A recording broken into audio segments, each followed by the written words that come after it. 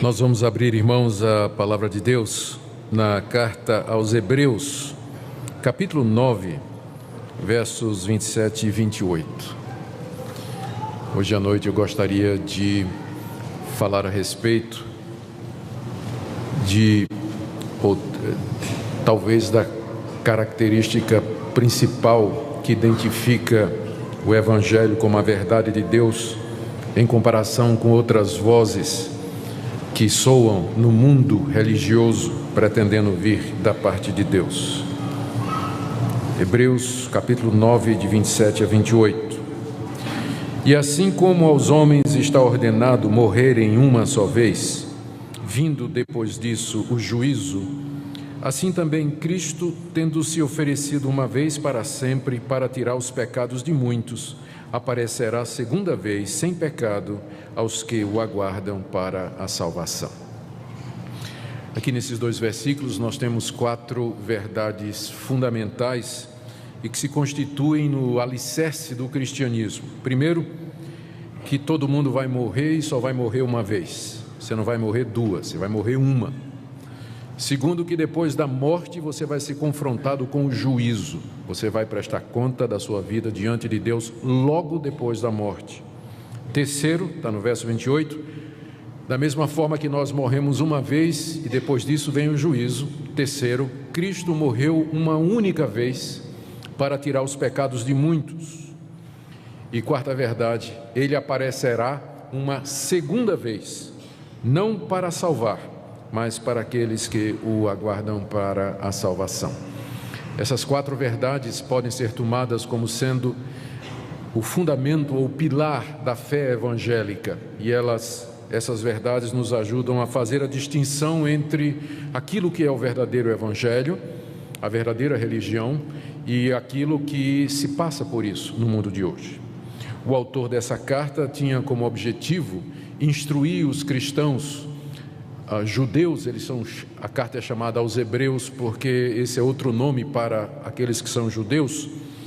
O objetivo do autor, ao escrever aos cristãos hebreus, era mostrar para eles que a religião que Deus revelou no Antigo Testamento, o judaísmo que está no Antigo Testamento, consistia em muitas repetições, exatamente porque era provisório. Havia muitos sacerdotes que ofereciam muitos sacrifícios, muitas vezes ao ano. Por que havia essa repetição? Porque aquelas coisas, elas eram simbólicas e em si elas não tinham poder para resolver o problema do homem, que era o pecado. Por isso que eram feitos repetidos sacrifícios de muitos animais, repetidos dias através dos anos a fim, por muitos sacerdotes que depois eram substituídos por outros. Aqui o nosso autor está dizendo, aquilo era um símbolo, uma figura da realidade. Você vai morrer uma vez somente, depois disso vem o juízo. Cristo sacrificou-se uma única vez para tirar os pecados, e Ele voltará uma segunda vez para aqueles que o aguardam para a salvação. Existem basicamente apenas 2 maneiras de se olhar para a realidade. Do ponto de vista pagão, o mundo é controlado pelo acaso, pelo destino, pela sorte e pelo azar. E a história se repete, ela caminha em círculos. Se você estudar a cosmovisão ou a visão de mundo das religiões orientais, por exemplo, ou da nova era, você vai perceber exatamente esse ponto, que para eles a história gira em círculos, os fatos se repetem, e por conta disso uma pessoa não vive somente uma vez. E aqui vem teorias como a reencarnação, a transmigração da alma, que a alma se preserva e depois ela volta a esse mundo, ou na forma de outro ser humano, ou como uma árvore, ou como um animal. Essa ideia da eternidade da alma e da sua perpetuidade dentro da história, ou seja, ela nunca tem fim, nunca tem um ponto final, é característico dessas religiões. E nós encontramos isso aparentemente até dentro do cristianismo, porque, que eu não considero, mas o espiritismo se considera cristão e ele ensina exatamente isso, que uma pessoa não morre só uma vez, mas muitas, porque ela morre e depois ela reencarna e morre de novo e reencarna. A outra visão de mundo é de que há um Deus que tem um plano para a história. A história tem um começo, um meio e ela se encaminha para o fim. E nós estamos inseridos nessa história. Nós também tivemos um começo, temos uma existência e ela aponta para uma realidade final. E é nessa perspectiva que o cristianismo se insere e nos chama e nos alerta de que o tempo é agora e que o momento é aqui, que nós vivemos uma vez e que nós temos que usar essa vez da maneira correta, porque nós não teremos uma outra oportunidade. É nesse ponto que o cristianismo é diferente de outras religiões, porque ensina essa realidade. Aos homens está ordenado morrer uma vez, depois da morte vem o juízo. A redenção está num ato único feito por Jesus Cristo para nos salvar, e a história se encaminha para o seu fim com a vinda de Jesus Cristo, que vai aparecer uma segunda vez para aqueles que o aguardam para a salvação. Vejamos estes pontos, na expectativa de que nessa noite Deus nos ajude a entender o seu evangelho e a verdade mais claramente. O primeiro ponto está aí no verso 27, aos homens está ordenado morrer uma vez, só uma vez. Quem é que ordenou isso? Deus. Deus ordenou que os homens morressem. Deus ordenou que os homens morressem. Quando Deus criou o homem à sua imagem e semelhança, o colocou sob teste no jardim e o avisou: você pode comer de todas as árvores do jardim, mas dessa árvore do conhecimento do bem e do mal, você não vai comer, porque no dia em que você comer, você vai morrer. O homem desobedeceu a Deus e, como resultado, Deus disse: tu és pó e ao pó tornarás. A morte é o resultado da desobediência dos nossos pais e da nossa própria obediência. Nós fazemos parte de uma raça que está debaixo dessa ordenação de Deus, todos nós, porque pecadores, filhos de pecadores, membros de uma raça pecadora, estamos debaixo do salário do pecado, que é a morte. Você vai morrer e eu vou morrer. É o Altíssimo que determinou isso. A morte põe fim à nossa existência nesse estado aqui, nesse mundo. É Deus que fez assim, como castigo para a nossa desobediência. A morte, ela vem então da parte de Deus. Nós nascemos, crescemos, existimos, nos desenvolvemos, mas começamos a morrer desde o primeiro dia em que fomos concebidos. É o que nos aguarda no fim da linha, e não há exceção. Você um dia vai enfrentar a morte, porque está determinado por Deus. Segunda coisa que esse texto nos ensina é que a morte é experimentada uma vez apenas. Aos homens está ordenado morrer uma vez, não duas. E se nos está ordenado morrer uma vez, isso significa que, uma vez mortos, outra realidade nos espera, que não o retorno a esse mundo, como algumas religiões ensinam e como algumas pessoas gostariam. A verdade bíblica é que a morte termina a nossa existência terrena no presente século, e que não há um retorno a esse mundo depois dela, porque nós então morreríamos de novo, uma vez vivos. Então é uma vez só, você nasce uma vez e morre uma vez. Você tem essa vida só, você não vai ter outra aqui nesse planeta, aqui nesse mundo, no estado em que ele se encontra. É uma oportunidade só. E nesse ponto, mais uma vez, eu digo, o cristianismo é diferente, porque ele nos confronta com essa realidade, com a fragilidade da nossa vida, com a urgência que cerca os nossos dias, e com a nossa responsabilidade diante de Deus. Religiões que ensinam que você morre e volta, melhorando, piorando, purgando seus pecados para ter outra oportunidade, elas têm o efeito, se levado às últimas consequências, de que as pessoas vão viver do jeito que quiserem, porque afinal elas vão morrer e vão voltar e vão passar por outras experiências e assim por diante. Mas o cristianismo diz: você só vive uma vez e vai morrer uma. Por isso, a coisa mais importante da sua vida não é você ser próspero, rico, arrumar um casamento, ter um carro, uma casa, uma boa profissão, ser bonito, famoso. Não, a coisa mais importante da sua vida é se preparar para esse momento em que sua existência terrena haverá de cessar aqui. Porque o segundo ponto aqui que se segue a esse, e que é fundamental no cristianismo, é o que está aqui nesse verso, que vem em seguida, que diz que depois da morte vem o juízo. Eu sei que tem muita gente que gostaria que isso não fosse verdade, e por isso há tantas alternativas a isso ensinadas aí. Há pessoas que dizem que depois da morte acabou. Essa é a visão materialista, naturalista de mundo. Só há duas opções: ou a verdade última e fundamental é um Deus que criou todas as coisas e que o mundo existe pelo seu querer e pela sua vontade, e nós nos relacionamos com Ele. Ou a realidade última e final é a matéria, que também é eterna. E nesse caso não existe um plano, não existe um propósito. O universo é um caos, ele não vai para lugar nenhum, não há intenção nenhuma. O universo é frio, indiferente para nós. Tem gente que segue o caminho do naturalismo e do materialismo ateísta e vai querer dizer que a vida é aquilo que você vê, que nós somos apenas o resultado de processos químicos, que amor, alegria, pensamento, consciência é apenas resultado de interações químicas do nosso cérebro. O cérebro goteja pensamentos como o fígado goteja a bilis, já dizia um ateu. Tudo é químico. Tudo é matéria. Isso é muito popular. Tem muita gente que adoraria que fosse assim, porque isso significa que você pode viver do jeito que você quiser. Você vai viver sua vida tranquilamente. Você não gosta da sua mulher, troca por outra. Você quer alguma coisa, você pode ser desonesto.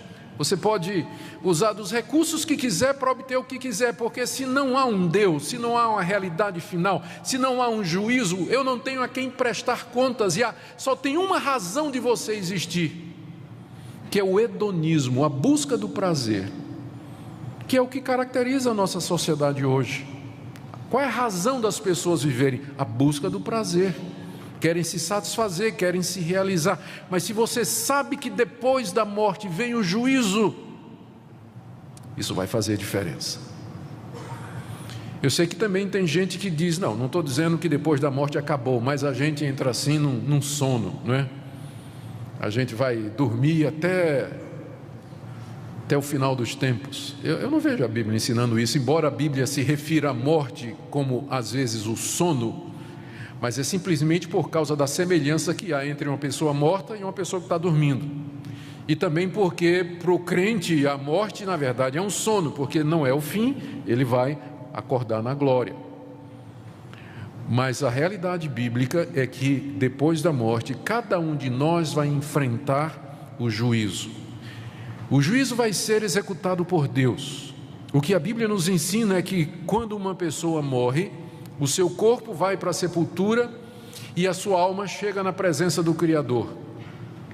E ali então segue-se a um momento do juízo, de prestação de contas, em que você é confrontado com o autor da vida.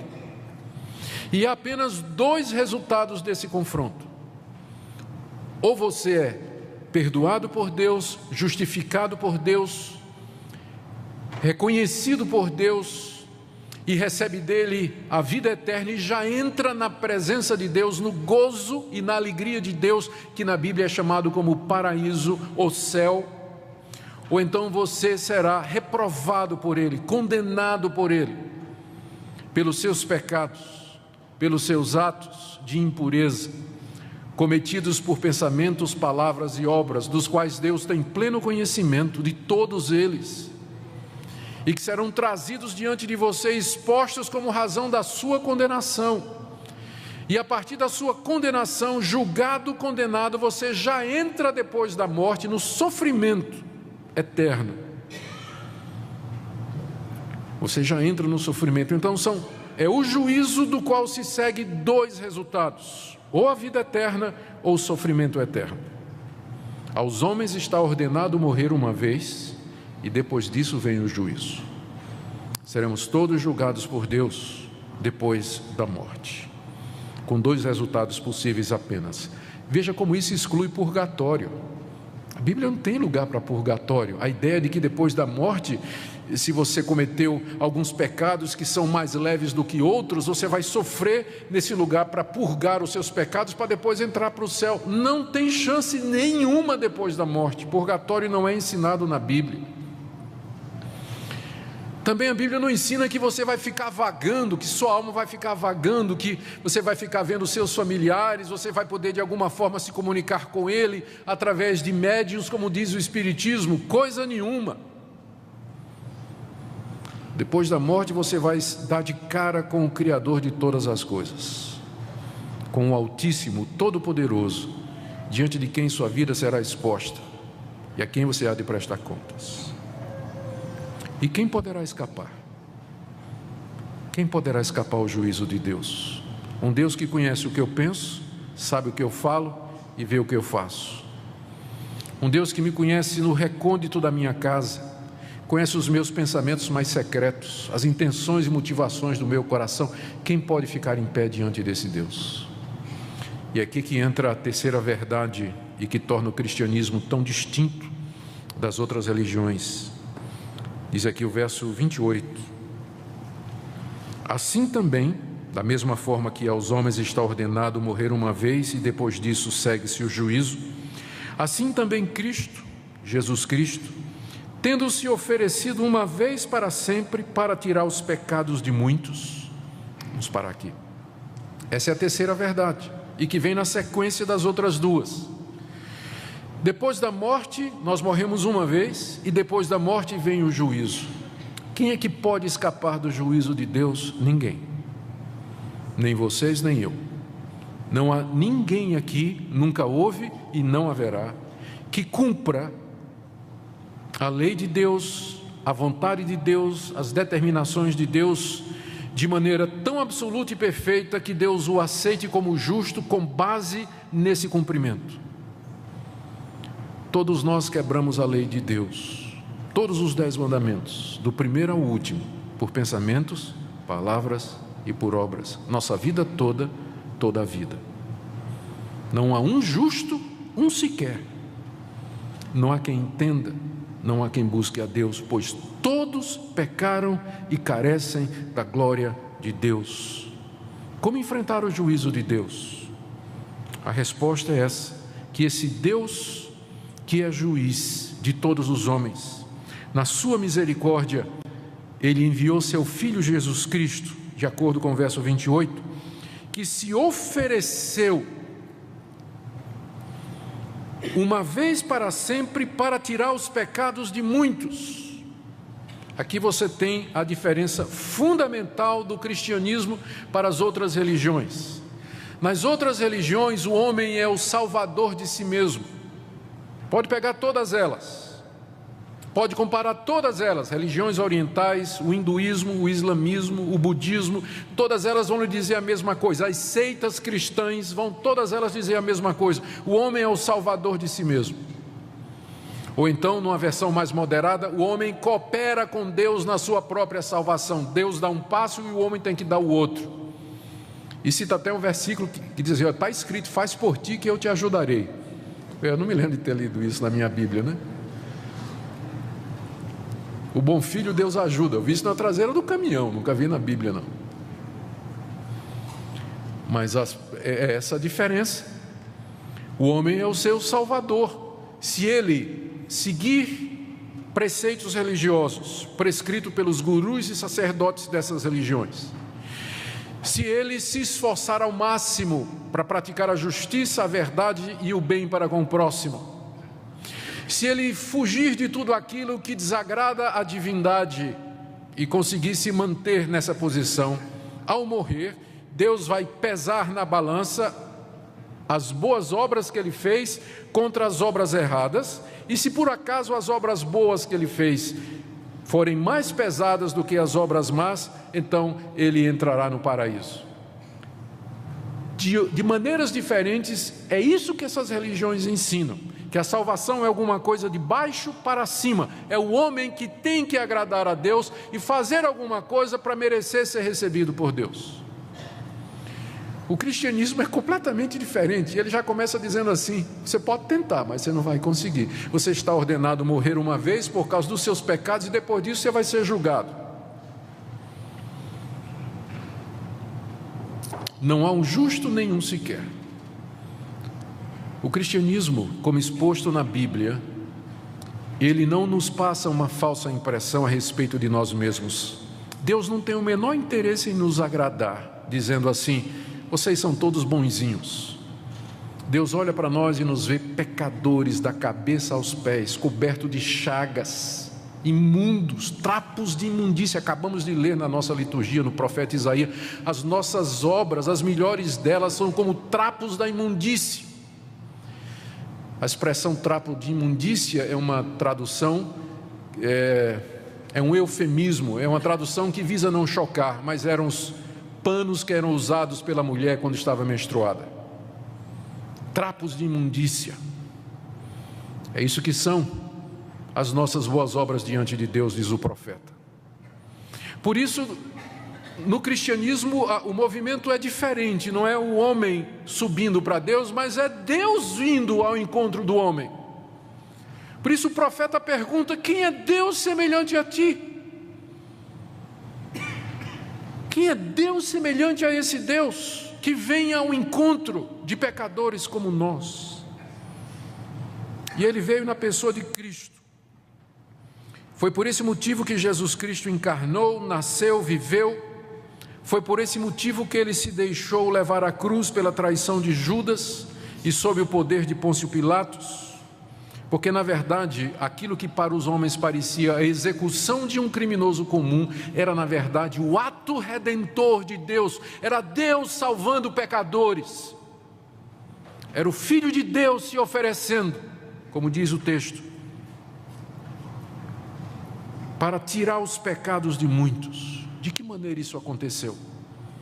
Na cruz do Calvário, Jesus Cristo recebeu a devida punição para os nossos pecados, nos estertores mortais, na dor que ele sofreu, a ponto de dizer: Deus meu, por que me desamparaste? Até o momento em que ele morreu de fato e de verdade. Ele experimentou a morte de maneira real. Essa morte para a qual nós estamos ordenados, Cristo a experimentou.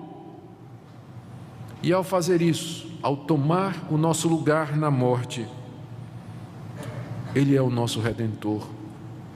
Note que o texto diz que Ele apareceu para tirar o pecado de muitos, não é de todos, embora eu sei que tenha gente que diga isso, mas Ele apareceu para tirar o pecado de muitos, porque aos que não querem, aos que não vão crer, aos que não vão se arrepender, aos que vão acreditar que são bons o suficiente para merecer de Deus alguma coisa, aos que vão continuar na teimosia do seu caminho e no dia do juízo após a morte diante de Deus, eles serão confrontados pelos seus pecados e com o fato de que nunca fizeram coisa alguma para merecer de Deus clemência, misericórdia, compaixão.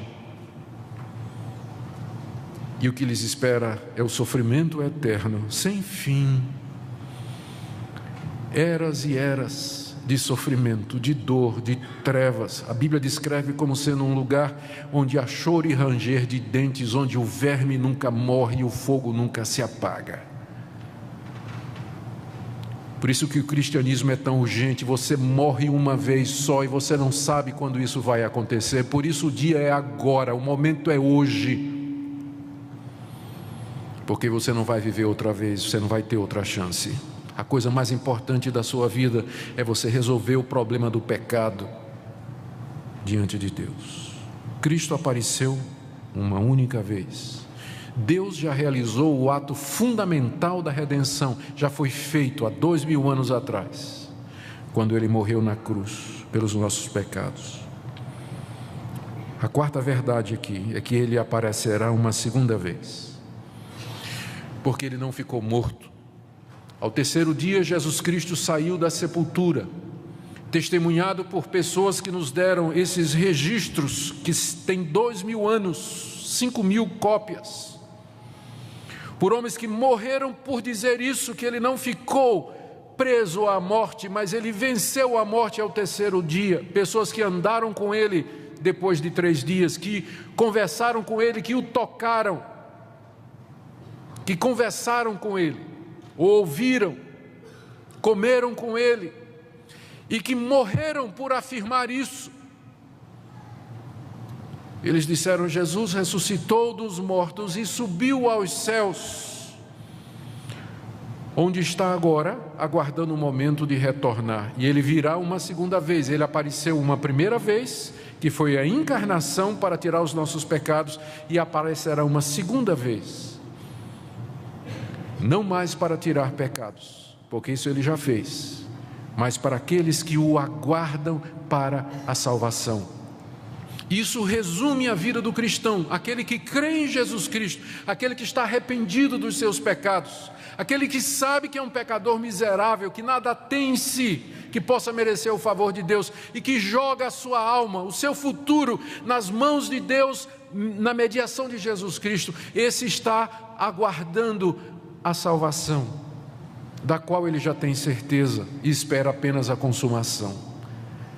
A Bíblia diz que a salvação completa se dará na vinda de Cristo, porque no presente momento nós já somos salvos. Pelo que Cristo fez, nós já podemos ter o perdão da culpa. Deus não nos considera mais culpados, de maneira que quando morrermos e estivermos no juízo, nós não enfrentaremos o julgamento de Deus ou a condenação dele, porque apareceremos diante dele como perdoados, porque Cristo pagou nossa culpa, não há mais débito, porque Cristo o cumpriu plenamente.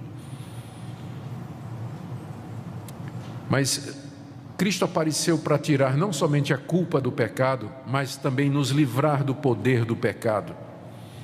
E quem de fato crê em Jesus Cristo e tem nele o seu Salvador, recebe já aqui nesse mundo poder para vencer a natureza pecaminosa, vencer o pecado.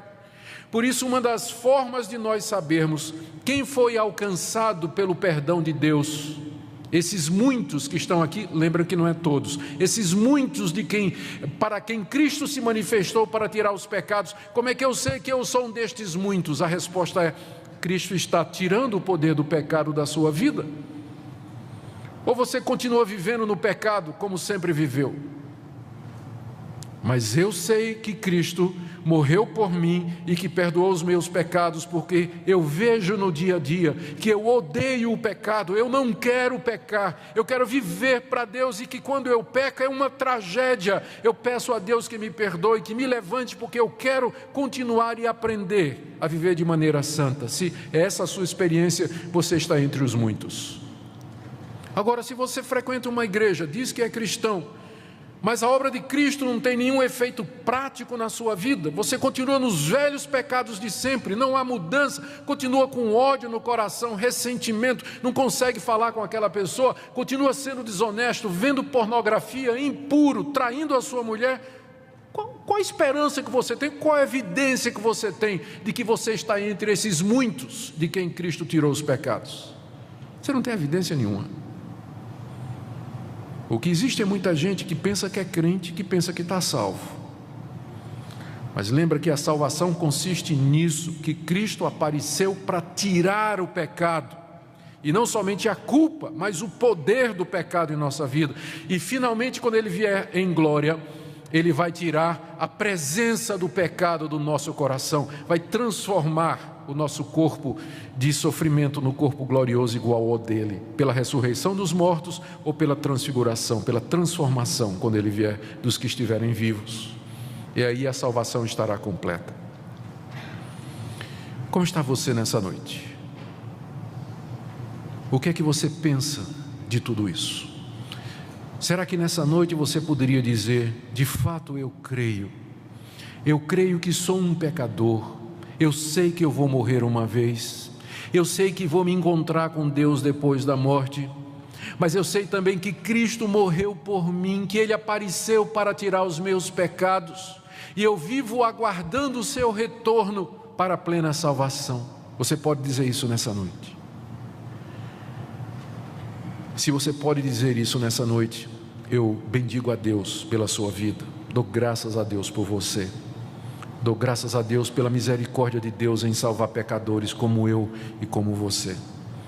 Mas se você está incerto nessa noite, se você não tem certeza disso, ou se você não tem a menor ideia do que eu estou falando, mas nessa noite Deus falou ao seu coração, e você sabe que você precisa resolver o problema do pecado na sua vida, eu queria lhe convidar nessa noite a que você creia em Jesus, o Filho de Deus, que você se arrependa dos seus pecados, que você busque a Deus, e que você sem condição se entregue a Deus e diga: Deus, eu sei que depois da morte vem o juízo, e eu sei que se eu for levado ao teu tribunal eu serei condenado. Tenha misericórdia de mim pelo que Cristo fez na cruz, perdoa esse pecador e me recebe como teu filho.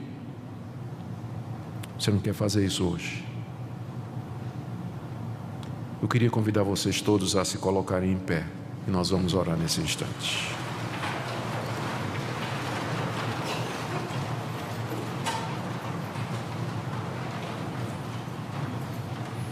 E eu queria que enquanto eu estiver orando,